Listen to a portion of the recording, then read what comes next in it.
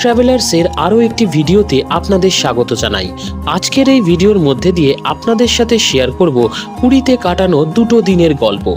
আগের পর্বে আপনাদের দেখিয়েছিলাম আমরা কিভাবে পুরী পৌঁছালাম, যার ভিডিওর লিংক ডেসক্রিপশনে দেওয়া আছে। আর এই পর্বে দেখাবো 2 দিন আমরা পুরীতে কিভাবে ঘুরলাম আর কি করলাম, আর আপনারাও পুরী গেলে কিভাবে ঘুরবেন। তাই ভিডিওটি শেষ পর্যন্ত দেখতে থাকুন। রাতে ঘুমানোর আগে অ্যালার্মটা দিয়ে রেখেছিলাম ভোর 5টার, কারণ এত দূরে আসার প্রধান উদ্দেশ্যই ছিল জগন্নাথ দেবের দর্শন পাওয়া। ক্লাস 4-5-এ পড়তে একবার পুরী এসেছিলাম, তারপর কেটে গিয়েছে অনেকগুলো বছর, আর আজকে 2026-এ এসে আমি আবারও দাঁড়িয়ে আছি হিন্দু ধর্মের 4 ধামের এক ধাম জগন্নাথ ধামে। ভোর 6:30টার মধ্যে আমরা পৌঁছে গিয়েছিলাম মন্দিরে। আমাদের আগে থেকে কথা বলে রাখা পান্ডার সাথে পৌঁছে গিয়েছিলাম মন্দিরের ভেতরে প্রভুর দর্শন করতে। মন্দির নিয়ে একটা আলাদা ভিডিও খুব শীঘ্রই চ্যানেলে দিয়ে দেব, আর পান্ডার কন্ট্যাক্ট নাম্বারটাও শেয়ার করে দেব। সকাল সকাল ঠাকুরের দর্শন করে পুজো দিয়ে আমরা চলে এসেছিলাম হোটেলে। হোটেলে এসে ব্রেকফাস্ট সেরে আমরা আবার চলে গিয়েছিলাম সমুদ্র স্নানে। এই বছর দোলের সময় পুরীতে ভালোই গরম পড়েছিল। মাথার ওপর সূর্যি মামার প্রখর তেজকে উপেক্ষা করে বেশ কিছুটা সময় আমরা কাটিয়েছিলাম সমুদ্রের মধ্যে।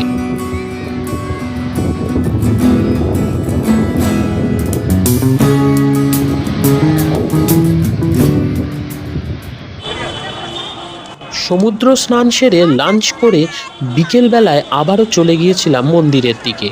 প্রতিদিন বিকেলে মন্দিরের চূড়ার যে পতাকাটা আছে সেটি পরিবর্তন করা হয়, আর সেটা দেখব বলেই আবারও ছুটেছিলাম মন্দিরের দিকে।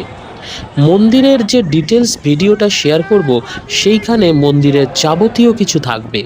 থাকবে মন্দিরের ইতিহাস, সঙ্গে থাকবে পতাকা পরিবর্তন, জগন্নাথ দেবের দোলযাত্রা, সব কিছুই। আপাতত আমি চলে গিয়েছিলাম প্রতিদিন সন্ধেবেলায় পুরীর স্বর্গদ্বারের কাছে যে সমুদ্র আরতি হয় সেটি দেখব বলে।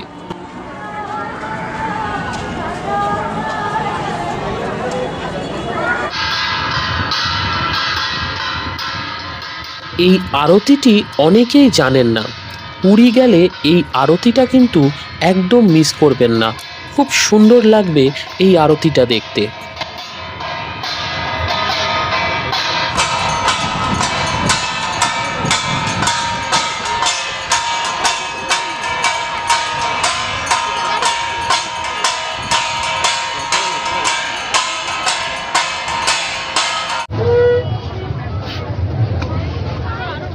সমুদ্র আরতি শেষ হতে হতে প্রায় 7টা বেজে গিয়েছিল।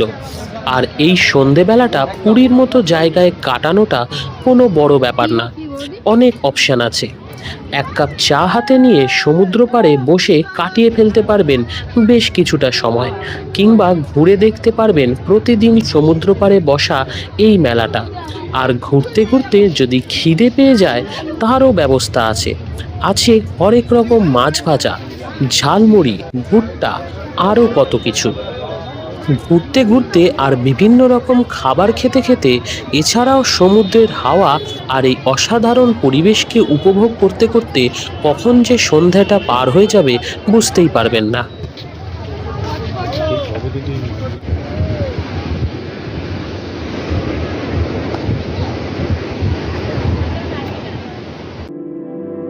দ্বিতীয় দিন ভোরবেলা ঘুম থেকে উঠে দেখে নিতে পারেন সূর্যোদয়, তবে আমি সেটা দেখতে পারিনি।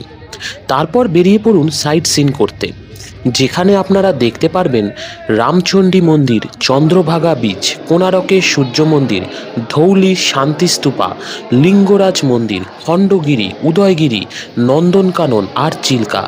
তবে চিল্কা ঘুরতে গেলে আরও একটা দিন লাগবে, 2 দিনে হবে না।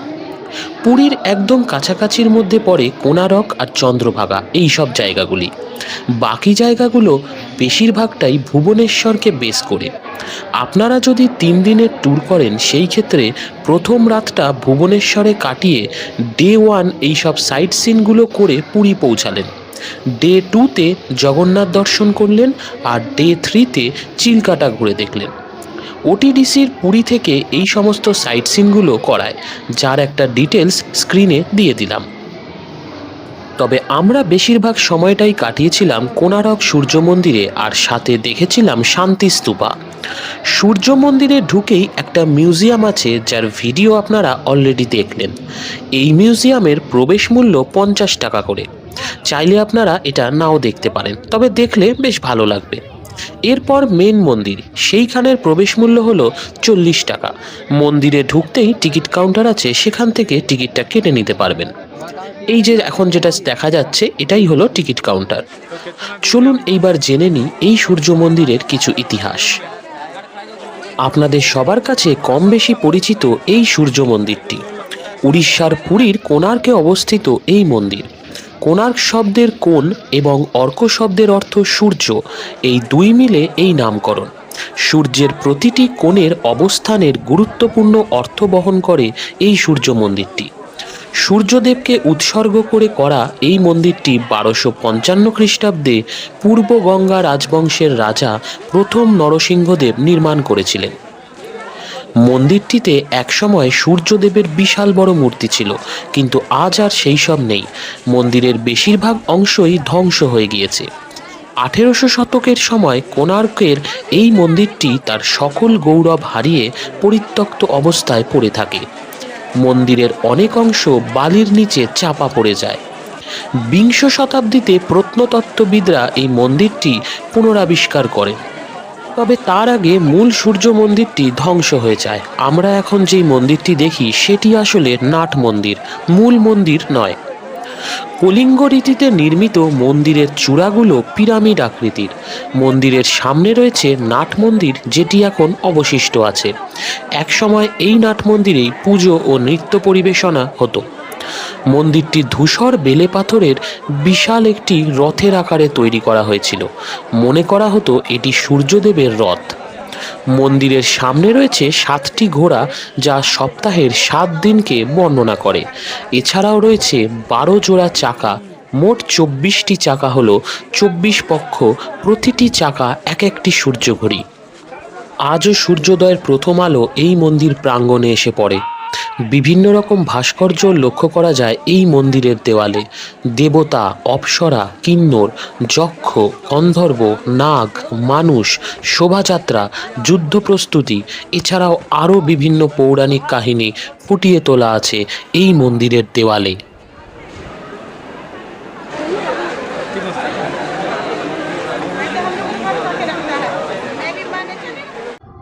এরপর আমরা চলে গিয়েছিলাম ভুবনেশ্বরের দয়া নদীর তীরে অবস্থিত ধৌলি শান্তিস্তূপ বা ধবলগিরি দেখতে। জাপানি বৌদ্ধ সংঘের উদ্যোগে 1972 সালে এই শান্তি স্তূপটি নির্মিত হয়। সাদা রঙের গম্বুজ আকৃতির এই স্তূপটিতে বুদ্ধের বিভিন্ন রূপের বর্ণনা করা আছে। এই স্থানটি হলো কলিঙ্গ যুদ্ধের স্থান, যেখানে সম্রাট অশোক বহু মানুষের রক্তপাত দেখে মানসিক পরিবর্তন হয়েছিল এবং শান্তির পথ বেছে নিয়ে বৌদ্ধ ধর্ম গ্রহণ করেছিল। সকাল 6টা থেকে সন্ধ্যে 7টা পর্যন্ত খোলা থাকে এই জায়গাটি, আর এর কোনো প্রবেশ মূল্য লাগে না।